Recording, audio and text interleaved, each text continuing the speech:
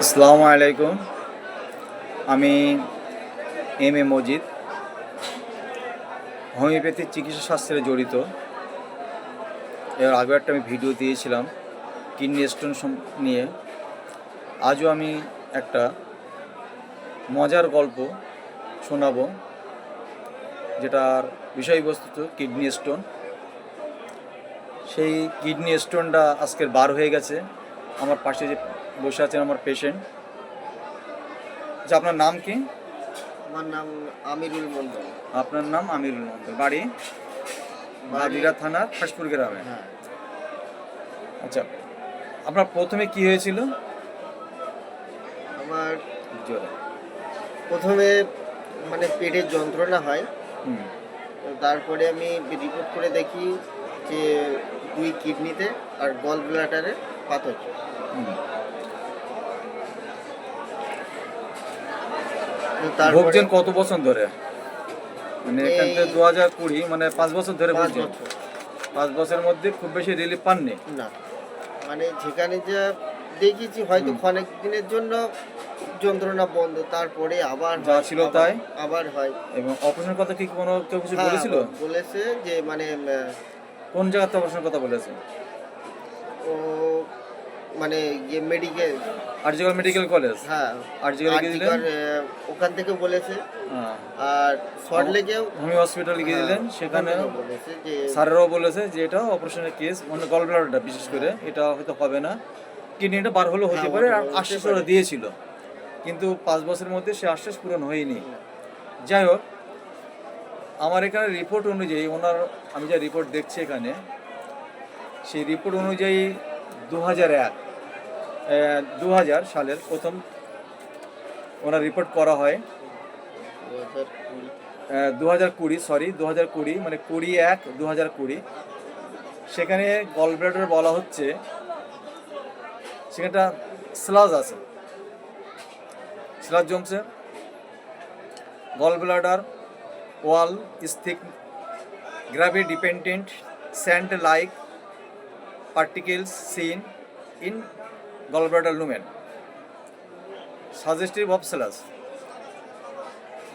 যেখানে আমরা চিকিৎসা যেটুকু জানি, সেখানে ক্যালসিয়াম বা অন্যান্য জিনিস জমছে, যা পরবর্তীকালে স্টোন হওয়ার সম্ভাবনা থেকে যায়।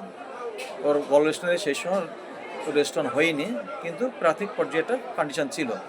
এই কন্ডিশনটাই ডাক্তাররা বলেছিল হয়তো এটা আনকিউরেবল কেস হতে পারে, অপারেশন ছাড়া হবে না, তবে আমরা চেষ্টা করে দেখতে পারি। স্যারেরা চেষ্টা করেছিলেন হোমিওপ্যাথি হসপিটাল থেকে, দীর্ঘদিন চিকিৎসা হয়েছেন, কিন্তু চিকিৎসা চলাকালীন লকডাউন হয়ে গেল, ফলে চিকিৎসাটা ওর সমস্যা হয়ে গেল, চিকিৎসা হতে পারেনি। আর্থিক সমস্যা দেখা দিল, যেহেতু বাইরে থেকে ওষুধ আর কিছু কিনতে হচ্ছিল, আর কিনতে পারেনি। আমরা 20/1/2001 এক নম্বর ইউজি রিপোর্ট, সেখানেও একই জিনিস দেখছি। ঠিক তেমনি আমরা আবার যদি তারপরেও দেখি দ্বিতীয় ইউজি রিপোর্টে, সেখানেও একই সমস্যা, বা lateral nephrolithiasis, right VUJ calculus plus with gall bladder. এবং এখানে গল ব্লাডারের কিডনির বোথ কিডনিতে বলা হচ্ছে পাথর। রাইট কিডনিতে 6.3 এবং লেফট কিডনিতে 5 পয়েন্ট সামথিং কত একটা। যাই হোক, ওর এই পাথর যে ব্যথা, পেটের যে অস্বস্তি ভাব, খুব বেশি সে রিলিফ পায়নি। তারপরে থার্ড রিপোর্ট করা হলো। থার্ড রিপোর্ট যখন করা হয়েছে সেটা হচ্ছে 9/1/2024। সেখানে আরও একটা যোগ হয়ে গেছে। সেখানে এক্সট্রা কী হয়েছে, গলব্লাডারের সমস্যা, 2 কিডনিতে স্টোন, আবার লিভারের সমস্যা দেখা দিয়েছে এবার ওর, হেপাটোমেগালি গ্রেড 1, প্লাস সিস্টাইটিসও সমস্যা দেখা দিয়েছে। ঠিক এই মুহূর্তেও আমার কাছে আসে। এবার আমি ওর চিকিৎসা শুরু করি।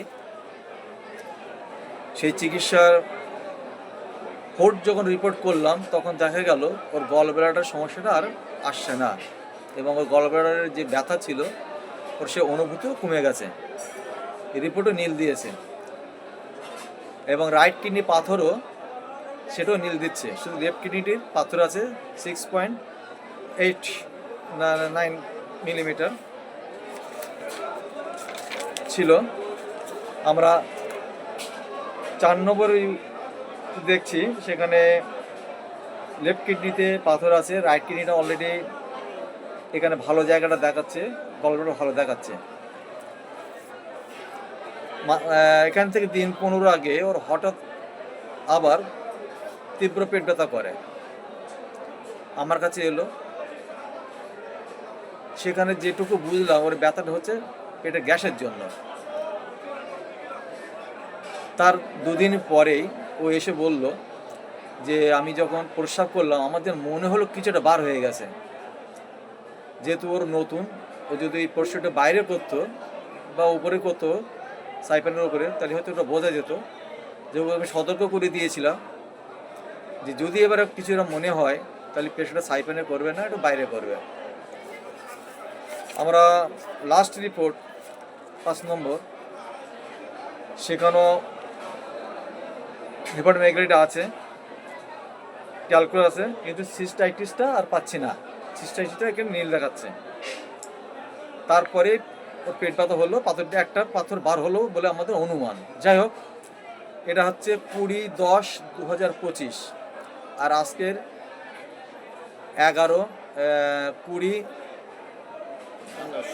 16/11/2025, মানে এখনো 1 মাসও হয়নি। ও লাস্ট ওষুধ পরশু ওকে দেওয়া হয়েছে, সেখানে ওষুধ কিছু চেঞ্জ করা হয়েছিল। 3 দিন হয়নি, 3 দিন না 2 দিন আগে মনে আমার কাছে ছিল, 2 দিন আগে, পরশু দিন। আর আজকে দেখা গেল পাথরটা বার হয়ে গেছে। ওর বক্তব্য অনুযায়ী, আচ্ছা তোমার যে পাথরটা বার হতে বুঝলে কিভাবে? বুঝলাম মানে প্রথমে প্রস্রাবে যখন যাই তখন আমার প্রস্রাবটা আটকে যায়, আটকে গিয়ে তারপরে অল্প কিছু হলো, তারপর পুরো আটকে গেল, গিয়ে তারপরে মানে এই পাথরটা অর্ধেক বেরিয়ে আসা মতো। তারপরে আস্তে আস্তে প্রস্রাবটা হলো, হওয়ার পরে আমি পাথরটাকে মানে টেনে বার করি। ওর মুখে গল্পটা শুনলেন। ওর বক্তব্য অনুযায়ী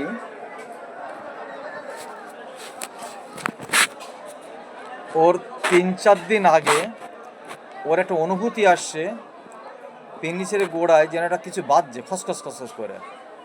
আর যেহেতু ওর আগেরও বলে দেওয়া হয়েছিল, সতর্ক করা হয়েছিল, ওর সেটাও মাথায় ছিল। এবং আজকেরে ও যখন প্রস্রাব করতে গিয়েছে তখন যথেষ্ট একটা যন্ত্রণা হয়েছে ওর, কিন্তু প্রস্রাব ক্লিয়ার হচ্ছিল না। ও খুব মুশড়ে পড়েছিল। স্বাভাবিক, এটা হওয়া স্বাভাবিক, পেশাব বেঁধে যাচ্ছে, পেশাব হচ্ছে না। তারপরে পেশাব হতে ও নিজেই লক্ষ্য করলো যে পেনিস দিয়ে কিছুটা বার হচ্ছে, অর্ধেক বাইরে আছে, অর্ধেক ভিতরে আছে। ও তখন সাইপেনের উপর পেশাবটা করলো। পেশাবটা করার পরে পেশাবের শেষে হাত দিয়ে ওটা টেনে বার করেছে। এই সেই পাথর দেখছেন। রিপোর্ট অনুযায়ী এখানে ছিল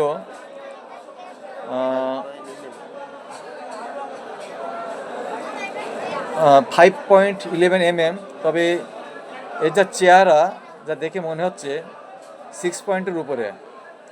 যা হোক, সৌভাগ্য ওর আজকে ওর পাথরটা বার হয়ে গেছে। আমরা সবাই ওর জন্য একটা আশীর্বাদ করব, ও যেন সুস্থ ওঠে, কারণ ওর ছোটো ছোটো বাচ্চা আছে, তারাও যেন সুস্থ থাকে, এই কামনা করে আজ আমার এই ভিডিও শেষ করছি। ধন্যবাদ।